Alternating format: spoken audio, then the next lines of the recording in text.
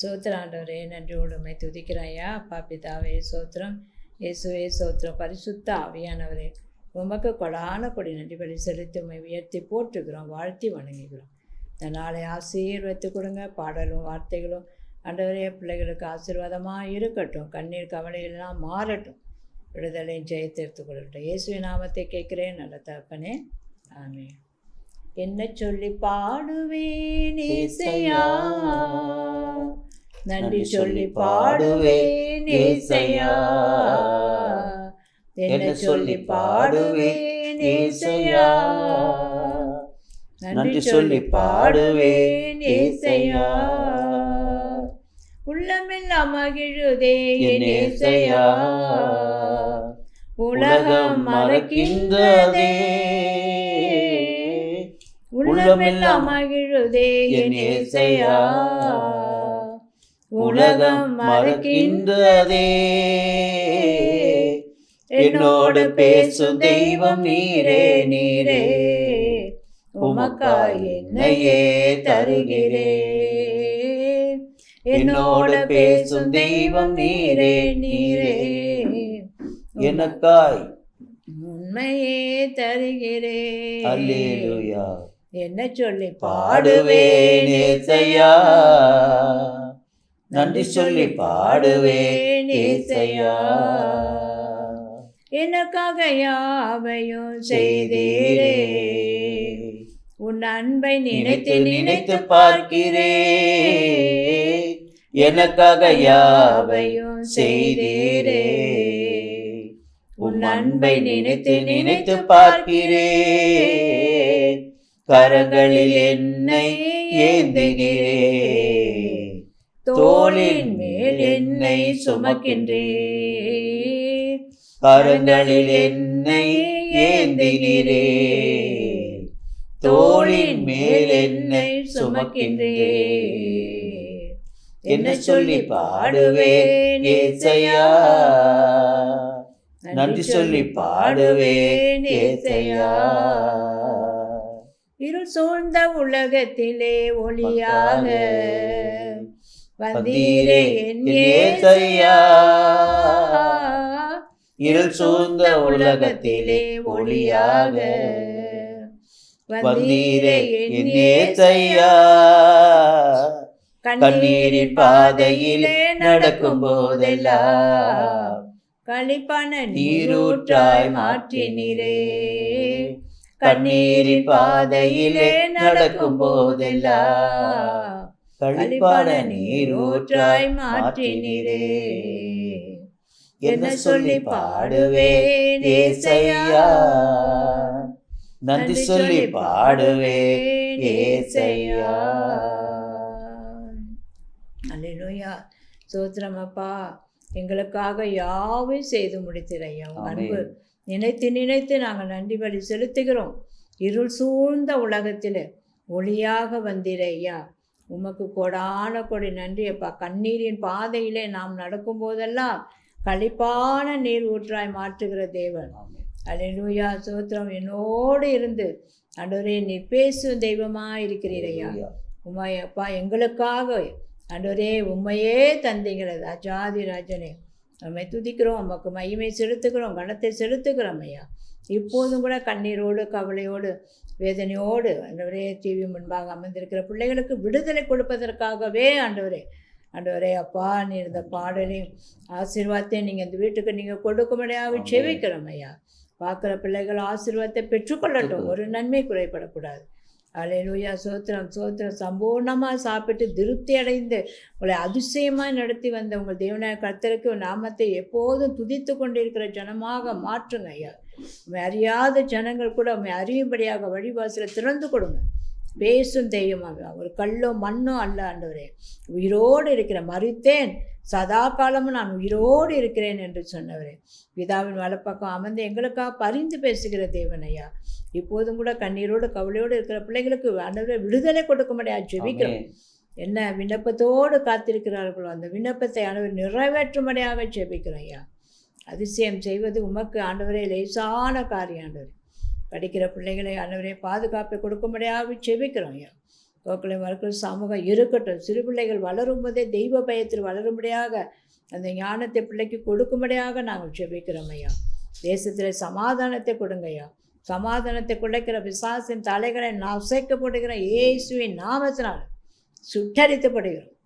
ஆண்டவரே சோத்திரம் சோத்திரம் சோத்திரம். நன்றியோடுமே துதிக்கிறோம். உலக சமாதானத்துக்காக ஜெபிக்கிறோம். அன்றைக்கு நான் நல்ல உறவை கொடுக்க முடியாது ஜெபிக்கிறோம். ஆண்டவரே சோத்திரம் சோத்திரம். நன்றி அப்பா. ரட்சிப்பில்லாத மக்கள் கண்களை திறக்கும்படியாக நாங்கள் ஜெபிக்கிறோம். ஆவிக்குரிய கண்கள் திறக்கும்படியாக ஜெபிக்கிறோம். இந்த வார்த்தை ஆண்டவரே அப்பா பிள்ளைகளுக்கு ஆசீர்வாதமாக இருக்கட்டும். நாசரே நான் இயேசு கிறிஸ்து நாமத்தை கேட்கிறேன் நல்ல தகப்பனே. ஆமென். பிரியமான கர்த்தருடைய பிள்ளைகளே, கடந்த வாரம் நாம் பார்க்கும்போது இயேசு நமக்கு எப்படி இருக்கிறார் என்பதை பார்த்தோம். ஆனால் அப்போவே நான் உங்களுக்கு சொன்னேன், நாம் கர்த்தருக்கு எப்படி இருக்கிறோம் அப்படின்னு அதையும் பார்க்கணும்னு சொன்னேன். ஆனால் அதுக்கு நேரம் இல்லை. எனவே இந்த வாரத்தில் இயேசுவுக்கு நாம் எப்படி இருக்கிறோம்? அல்லேலூயா. கர்த்தர் நமக்கு கர்த்தராக இருக்கிறார், கிறிஸ்துவாக இருக்கிறார், இரட்சகராக இருக்கிறார். நாம் அவருக்கு எப்படி இருக்கிறோம் என்று பார்க்கும்போது வசனத்தில் நான் வாசிக்கிறேன் கேளுங்க. ஏசியா தீர்க்கதரிசியின் புத்தகம், அதை விட லூக்கா புத்தகம் 2வது அதிகாரத்தில் 8வது வசனத்தை வாசிக்கிறேன் கேளுங்க. அப்போது அந்த நாட்களில் மேய்ப்பர்கள் வயலிலே தங்கி ராத்திரியிலே தங்கள் மந்தையை காத்து கொண்டிருந்தார்கள். இதான் மிக முக்கியம். அல்லேலூயா. ராத்திரி என்ன செஞ்சாங்களாம்? மேய்ப்பர்கள் மந்தை என்ன பண்ணாங்களாம்? காத்து கொண்டிருந்தார்கள். அல்லேலூயா. அப்போ ஏசப்பா கூட என்ன கேட்டார்? பேதுருக்கிட்ட போய், என் ஆடுகளை நீ மேய்ப்பாயா அப்படின்னு தான் கேட்டார். அப்போ நமக்கு கொடுக்கப்பட்ட வேலை என்னன்னு கேட்டிங்கன்னா, மந்தைகளை காத்து கொள்வது. அல்லேலூயா. இரவிலே காத்து கொண்டிருந்தார்கள் அப்படின்னு நம்ம வேதத்தில் வாசிக்கிறோம். கர்த்தருக்கு ஸ்தோத்திரம். இன்னொரு வசனம் பார்த்தீங்கன்னா, எசேக்கியேல் 33:7 மனுபுத்திரனே, நான் உன்னை இஸ்ரவேல் வம்சத்தாருக்கு காவல்காரனாக வைத்தேன். அப்போ ஏசப்பா ஒரு மனுஷனை அபிஷேகம் பண்றாரு, அவனுடைய பாரங்கள் எல்லாம் சுமக்கிறாரு, அவனுக்கு நல்ல பாதுகாப்பு கொடுக்குறாரு அப்படின்னு சொன்னா எந்த நோக்கத்தோடு அவர் கொடுக்குறாரு தெரியுங்களா? மந்தைகளை நாம் என்ன செய்யணும்? காத்துக்கொள்ளணும். மந்தனா யார் தெரியுங்களா? ஆத்துமா. தாகமா இருக்கிறேன்னு சொன்னாருங்க இல்லையா? சிலுவையில் இருக்கும்போது நான் சொன்ன தாகமா இருக்கிறேன். அவருக்கு என்ன தாகம்? ஆத்துமா தாகம். ஒரு ஆத்துமா ரட்சிக்கப்பட்டா போதும். ஒரு நாளைக்கு நம்ம ஒரு ஆளுக்கு இயேசு பற்றி சொல்லி அவங்க இயேசு ரட்சகரை ஏற்றுக்கொள்கிறான்னு வச்சுங்களேன், பரலோகத்தில் அவ்வளோ சந்தோஷமா இருக்கும். ஏன்னா மனுஷனை மீட்க தான் இயேசு பூமிக்கு வந்தார். பாவிகளை ரட்சிக்கவே பூமிக்கு வந்தார். கர்த்தருக்கு பைபிள் யாருக்கு எழுதப்பட்டது தெரியுங்களா? பரிசுத்தமானவர்களுக்கு எழுதப்படல. ஆனால் பேர் என்னதான்? பரிசுத்த வேதாகமம். ஆனால் அந்த பரிசுத்த வேதாகமத்தை யார் எடுக்கணும் கையில் தெரியுங்களா? ஒரு பாவி தான் எடுக்கணும். அல்லேலூயா. அவன் எடுத்ததா தியானம் பண்ணானா அவன் என்னவாயிடுவான் தெரியுங்களா? பரிசுத்தமாயிடும். கர்த்தருக்கு ஸ்தோத்திரம். அப்ப இயேசு வந்த நோக்கம் இந்த உலகத்துக்கு பாவிகளை ரட்சித்து நித்திய ஜீவனை அவர்களுக்கு கொடுக்கும்படியாக இந்த பூமிக்கு வந்தார். இப்ப இதுதான் நம்ம செய்யணும்.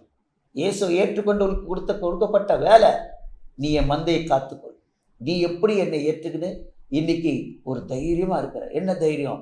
நம்ம எந்த நேரத்தில் நம்ம உயிர் நம்மளை விட்டு பிரிஞ்சாலும் சரி, அடுத்த செகண்ட்ல நம்ம எங்க இருப்போம்னா ஆபிரகாம் மடியில இருப்போம், பரதேசில இருப்போம். பிரியமானதுல அல்லேலூயா. நமக்கு இந்த உலகத்துல தாயின் கர்ப்பம் நமக்கு என்ன இல்லை? நிரந்தரம் இல்லை. இந்த பூமியும் நமக்கு கிடையாது, நிரந்தரம் கிடையாது. நம்ம இருக்கக்கூடிய இடம் 2 இடம் தான். ஒன்று பரலோகம், மற்றொன்று பாதாளம். பிசாசு நான் நினைக்கிறான் நம்மளை பாதாளத்துக்கு கொண்டு போகணும்னு நினைக்கிறான். ஆனா ஏசப்பா என்ன நினைக்கிறாரு? அவர் உருவாக்குனதாச்சே, அவர் சிருஷ்டித்ததாச்சே, மண்ணிலிருந்து உருவாக்கி ஜீவ சுவாசத்தை கொடுத்தவராயிட்டு, நமக்கு தகப்பனாயிட்டு. அதனால அவருக்கு என்னன்னா, எப்படியாவது ரத்தத்தை கொடுத்து பிள்ளைகளை வீட்டு அல்லையா எங்க கொண்டு போயிடணும்? பரலோகத்துக்கு கொண்டு போயிடணும். அதை தான் நம்ம செய்யணும். ஏக சிந்தை நமக்கு என்னன்னா, ஒரு ஆத்மா கூட கெட்டு எங்க போயிடக்கூடாது? பாதாளத்துக்கு போயிடக்கூடாது. அதுக்காகவே ரத்தத்தை சிந்தினார் ஏசப்பா. அல்லேலூயா. நீங்க பார்த்தீங்கன்னா எசேக்கியேல் 33:8 சொல்லுது, கோபமா திட்டுறாரு பாருங்க நம்மளை. அவரை ஏற்றுக்கொண்டவங்களை எப்படி திட்டுறாரு கொஞ்சம் பாருங்களேன். என்ன சொல்றாரு பாருங்க, நான் துன்மார்க்கனை நோக்கி துன்மார்க்கத்திலே நீ சாகவே சாவாய். துன்மார்க்கனா யார் தெரியுங்களா? மிருகம் மாதிரி. மனுஷனை 3 விதமா பிரிக்கிறார். ஒன்று சன்மார்க்கன், இன்னொன்று துன்மார்க்கன், மற்றொன்று நீதிமான். 3 விதமா பிறக்கிறார். கர்த்தருடைய ஊழியத்தை செய்கிறவங்களை நீதிமான். சன்மார்க்கல் என்பவர்கள் உலகத்தில் எந்த ஒரு தீமையும் செய்யக்கூடாது, நல்லபடியாக இருக்கணும், யாருக்கும் எல்லாருக்கும் அன்னதானம் பண்ணணும், உதவி செய்கிறவங்களுக்கு உதவி இல்லாமவர்களுக்கு உதவி செய்யணும், ஆகவே அவங்களுக்கு எந்த கெட்ட எண்ணமும் இருக்காது. ஆனால் யாரை ஏற்றுக்கொண்டு இருக்க மாட்டாங்கன்னா இயேசுவை ஏற்றுக்கொண்டு, அதுதான் பக்தி உள்ளவர்கள். அவங்கள தான் ஆண்டவர் சொல்ற, பக்தி உள்ளவர்களை கர்த்தர் தமக்காய் தெரிந்து கொண்டார்கள். ஆனால் இந்த துன்மார்க்கன்றது பாருங்க, அது எப்படின்னா மிருகம் மாதிரி. மனுஷனுக்கு உண்டான சுவாபமே இருக்க, மனித நேயமே இருக்காது. அல்லேலூயா. துன்மார்க்கன், அவனை பார்த்து ஆண்டவர் சொல்றாரு, நான் துன்மார்க்கனை நோக்கி நீ துன்மார்க்கனே நீ சாகவே சாவாய் என்று சொல்லி இருக்கையில், நீ துன்மார்க்கனை தன் துன்மார்க்கத்தில் இராதபடிக்கு எச்சரிக்கத்தக்கதாக அதை அவனுக்கு சொல்லாமல் போனால். அப்போ நல்லா கேட்டுங்க, துன்மார்க்கனுக்கு யார் தான் சொல்லணும்? நம்ம தான் சொல்லணும். அவனை சதைகுள்ள இருதயமா மாற்றணும். கல்லான இருதயம் எப்படி மாறணும்?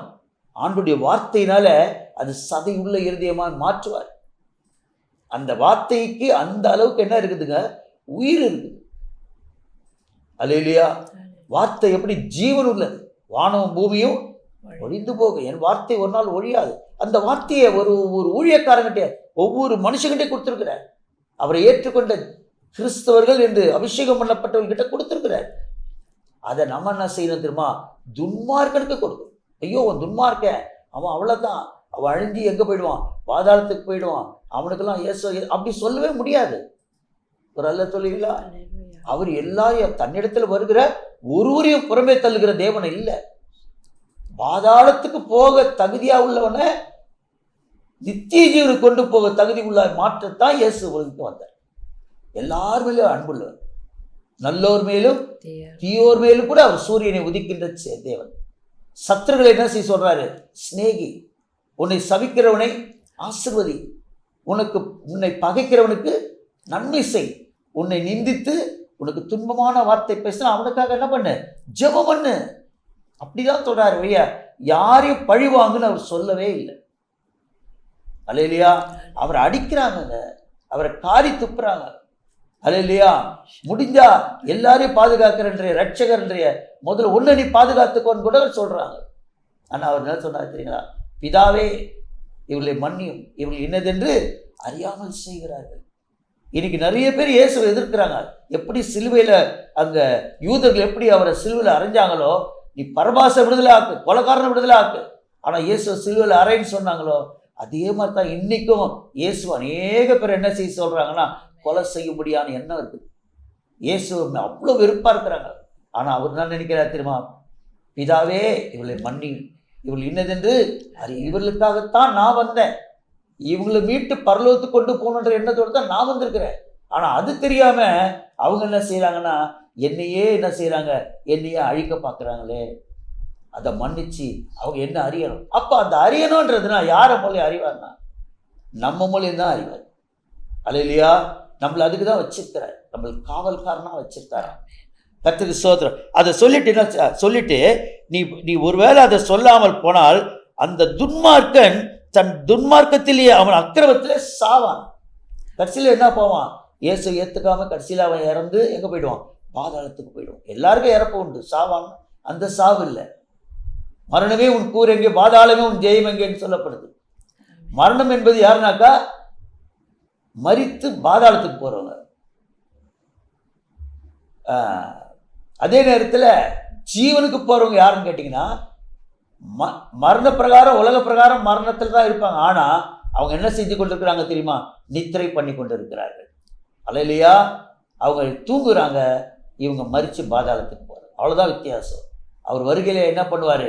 எல்லாரும் உயிர் தழ வைப்பார், என்னோடு கூட கூட்டிக் கொண்டு செல்வார், பரலோகத்துக்கு அழைத்து செல்வார். மகிமையின் சரீரம் நமக்கு கொடுக்கப்படும். அப்படி இருக்கும்போது நீ அதை சொல்லாம போனீன்னா அவன் என்ன செய்வான்? அந்த துன்மார்க்கத்திலே அவன் சாவான். ஆனா நான் உன்னை சும்மா விட மாட்டேன்ற அது சொல்ல பாருங்க. ஆனாலும் அவன் இரத்தப்பழியை நான் உன் கையிலே கேட்பேன். பார்த்தீங்களா?